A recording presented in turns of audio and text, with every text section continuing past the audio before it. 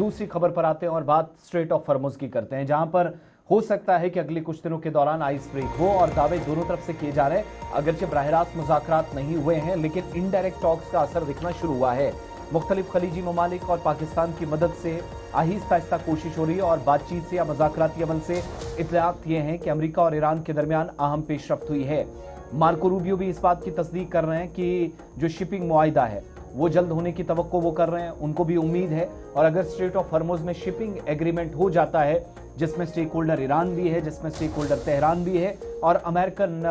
जो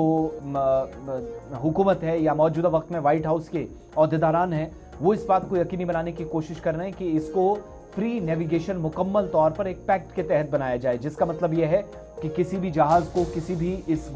इस आबी रास्ते से गुजरने वाले जहाज को निशाना कम से कम ना होना पड़े। स्ट्रेट ऑफ हॉर्मुज़ के ऊपर अभी तक कोई फाइनल डिसीजन नहीं हुआ है, ये बात तय है, लेकिन मुज़ाकराती अमल अमरीकी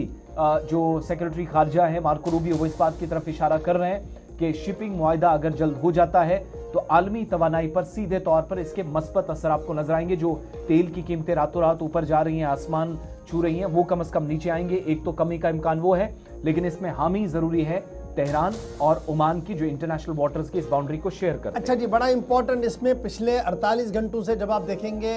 सदर अमेरिका डोनाल्ड ट्रंप ने जो बयान दिया, मार्क रूबियो साहब का जो स्टेटमेंट आया, उन्होंने कहा कि कुछ ममालिक लगातार ये कोशिश कर रहे हैं कि अमन इस खत्ते के अंदर कायम हो। उनमें सऊदी अरब सरफहरिस्त बताया गया, उसमें कुवैत, बहरीन का नाम लिया गया और ये कहा गया कि ये भी अपना रोल जो है वो निभा रहा है। लेकिन पिछले 72 घंटों की प्रेस कॉन्फ्रेंसेज और प्रेस बाइट्स को जब आप खंगालेंगे तो पाकिस्तान का नाम वहाँ से गायब है। पाकिस्तान की सालसी पर कोई भी बात इस वक्त सामने नहीं आ रही है, जिसके बाद कुछ